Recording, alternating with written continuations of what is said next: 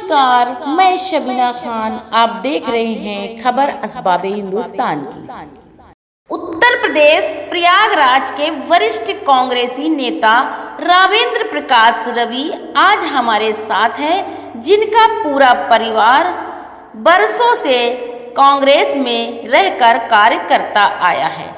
बरसों से पारिवारिक कांग्रेसी विचारधाराओं से सराबोर रावेंद्र प्रकाश रवि ने आज भी भारतीय कांग्रेस पार्टी का दामन नहीं छोड़ा है। वे निरंतर पार्टी से जुड़कर समाज सेवा करते हुए पार्टी की विचारधाराओं व उपलब्धियों को जन जन तक पहुंचाने का कार्य कर रहे हैं। उनका जनसंपर्क जारी है। वरिष्ठ कांग्रेसी नेता रवि का कहना है कि हमारी पार्टी जाति धर्म की राजनीति नहीं करती है। उन्होंने कहा, हमारी पार्टी जाति धर्म को एक सूत्र में पिरोकर चलने वाली पार्टी है। जब भी कांग्रेस अपने इक़्तिदार में रही है, उसने जन जन का चहुमुखी विकास किया है।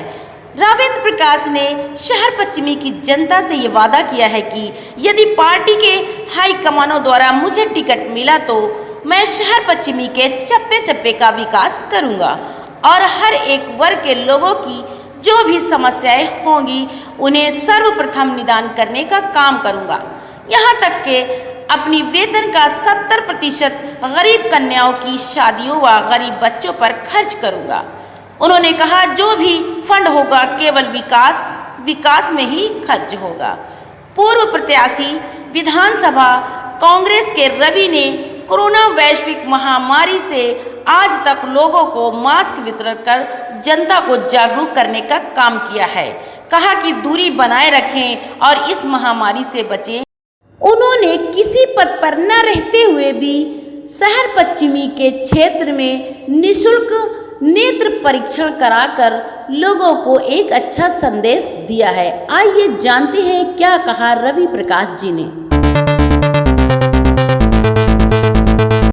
वरिष्ठ कांग्रेस नेता हमारे बीच में मौजूद हैं। आपने इनसे पहले मैंने आपको इनसे भेंट वार्ता में बात कराई थी। आज असबाबे हिंदुस्तान की टीम अब्बास पत्रकार के साथ सिराज भाई आए हैं। आइए आपसे इनको रूबरू कराएंगे कि 2022 के इलेक्शन में वो क्या करना चाहते हैं। आप अपना पूरे परिचय दें भाई साहब। जी, मैं धन्यवाद साहब आपको। मैं बताना चाहता हूँ, मैं रावेंद्र प्रकाश रवि कांग्रेस पूर्व प्रत्याशी कांग्रेस शहर पश्चिमी से चुनाव लड़ चुका हूँ और मैं और मेरे वालिद तमाम लोग बहुत पुराने कांग्रेसी रहे हैं। आज भी मैं कांग्रेसी हूँ और कांग्रेस की सेवा करता रहा हूँ। आप राजनीति में कब से जुड़े हैं?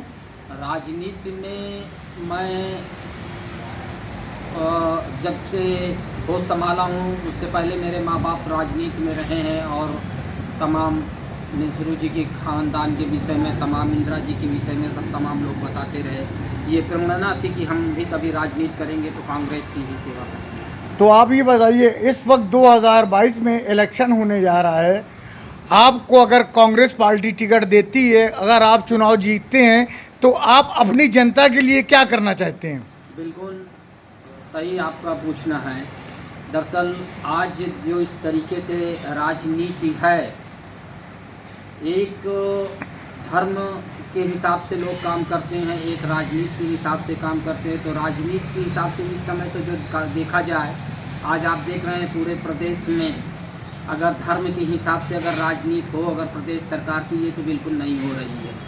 मगर कांग्रेस जब भी किसी की योजना को लाई है या किसी काम को लिए लाई है तो वो पूरी जनता के लिए लाई है, पूरे देशवासियों को लाई है।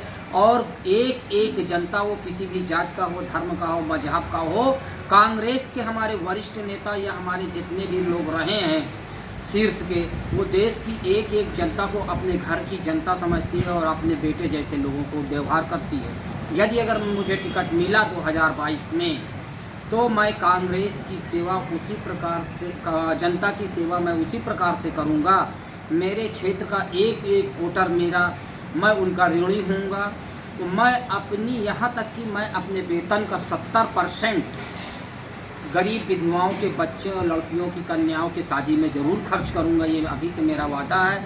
और जो ग्रांट आएगा उसको पूरे क्षेत्र में हर वर्ग, हर लोगों के यहाँ बराबर से लगाया जाएगा, उसमें किसी प्रकार का कोई भेदभाव नहीं रहेगा। लेकिन अभी जो आप मुझसे ये आश्वासन दे रहे हैं कि आपकी जो सैलरी मिलेगी उसमें 70% आप अपनी जनता में लगाएंगी, ये क्या बात 100% आप दिल से वादा कर रहे हैं? मैं बिल्कुल दिल से वादा कर रहा हूँ। ये एक फंड बनाऊंगा मैं उसमें उस समय, और मैं अपने विधानसभा को 3-4 भागों में उसकी ऑफिस बनाऊंगा, जिसमें वहाँ वो सारे फंड रहेंगे हमारे, और वहाँ से उस फंड का, उस योजना का सारे मैं उसको निर्धारित करूँगा। गांव के लोगों से और तमाम लोगों से खुद जाकर जानकारी लेऊँगा। विधवाओं, औरतों की बच्चियों के शादी मैं कराऊँगा, ये मेरा दिल से वादा है। अच्छा, इस वक्त बेरोजगारी बहुत चरम सीमा पे है, पेट्रोल का रेट आसमान छू रहा है, इसके बारे में कुछ प्रकाश डालें आप। आप जान रहे हैं जिस प्रकार से हाईएस्ट रेट कभी 165 रुपये बैरल तेल कांग्रेस ने खरीदा और 82-85 रुपये से अधिक नहीं बेचा। आज 65 रुपये बैरल होने के बावजूद इस तरीके से देश की जनता की जेब से जो काटा जा रहा है, ये इतनी अशोभनीय बात है कि जनता के जेब में सीधे सीधे डकैती किया जा रहा है। तमाम टैक्स लगाए जा रहे हैं। इस प्रकार वर्तमान सरकार को मैं या देश की जनता से भी अपील करता हूँ कि इसका खुलकर विरोध करना चाहिए।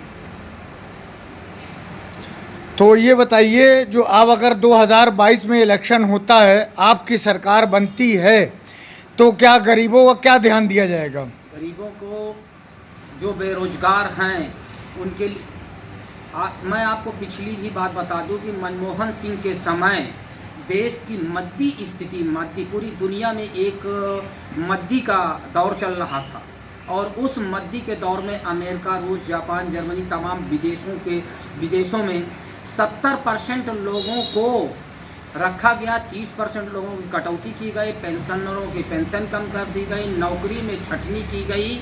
तमाम जो हिंदुस्तान के लोग भी थे या तमाम विदेश, उनको छुट्टी करके वो इंडिया में चले आए। उस आर्थिक मद्दी के दौर में कांग्रेस के समय में कोई वैकेंसी नहीं रोकी गई, ना कोई परीक्षाएं रोकी गई। आप देखते रहे होंगे कि हर संडे को परीक्षा होती थी और वैकेंसी रहती थी, और देश को उन्होंने एक मद्दे दौर से, जिस प्रकार से मद्दी के दौर से जिस प्रकार से मनमोहन सिंह अपने कुशल प्रधानमंत्री के कार्यकाल में उन्होंने देश को बचाया, वो कांग्रेस फिर से करेगी। सुनने में आया था जब आपकी सरकार सेंट्रल गवर्नमेंट में थी, प्रधानमंत्री जी मनमोहन सिंह से जो सोनिया कहती थी वही अमल करते थे, क्या ये बात सच है? ऐसा नहीं है, क्योंकि ये तो एक विपक्ष का जो होता है ब्लेम लगाना है। यदि ऐसा होता तो जापान उनको पूरी दुनिया का एक प्रधानमंत्री यानी देश का सुपर पूरी दुनिया को घोषित करके उनको अवार्ड दिया गया। ये मनमोहन सिंह को अवार्ड जापान ने दिया कि आप पूरी दुनिया के एक सर्वश्रेष्ठ प्रधानमंत्री घोषित हुए इस मध्य काल में जी, और आपने अपने देश को उचित रूप से चलाया। अच्छा, जब कोरोना काल चल रहा था तो आपने अपने क्षेत्र की जनता के लिए क्या सहयोग किया?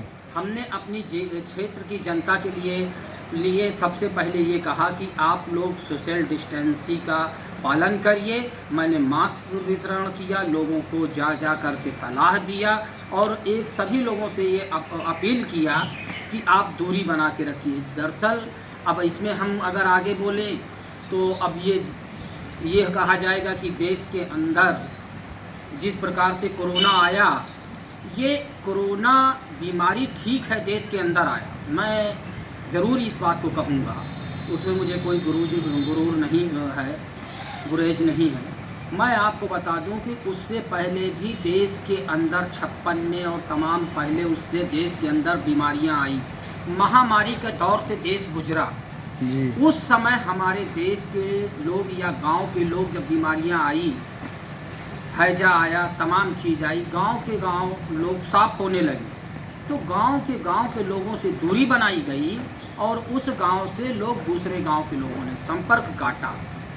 जब संपर्क काटा तो उसकी बीमारी का असर कम हुआ। हमारे देश में तो मैं आपसे कहना चाहता हूं कि जब हमारे माननीय राहुल गांधी जनवरी में ही बोल दिए थे कि विदेश यात्रा बंद कराई जाए, हवाई जहाज यात्रा बंद कराई जाए, तो मैं इसमें तो सीधे सीधे कहता हूं कि माननीय प्रधानमंत्री जी जो थे उन्होंने विदेशी लोगों को बुलाया, बड़े बड़े पूंजीपतियों के, गरीब रईसों के बच्चों को बुलाया, और कोरोना उस वजह से आया। हमारे देश में कोरोना की बीमारी नहीं थी। यदि अगर प्रधानमंत्री जी उस समय सतर्क हो जाते तो ये महामारी और छुआछूत की बीमारी हमारे देश में बिल्कुल ना होती। नहीं, हमारे मैं ये वादा आपसे सच्चाई की बात कर रहा हूँ कि इन्होंने उस समय नहीं बंद कराया, और जब चरम सीमा पे बंद हुआ तो इन्होंने लॉकडाउन किया। जिस प्रकार से मैं आपको बता देना चाहता हूँ, मैं सड़क पर था, औरतें को उनका स्तन सूख गया, अपने बच्चों को दूध नहीं पिला पा रही थी, उनका दूध सूख गया। 50-50 किलोमीटर, 100-100, 200-200 किलोमीटर, 500-500 किलोमीटर की यात्राएं किया, और कांग्रेस ने 110-200 बसें लगाई और उन सारी बसों को रिजेक्ट कर दिया। इन्होंने क्या उसमें किया, मदद किया? जनता, देश की जनता जान रही है, इसका एक एक हिसाब लेगी जनता।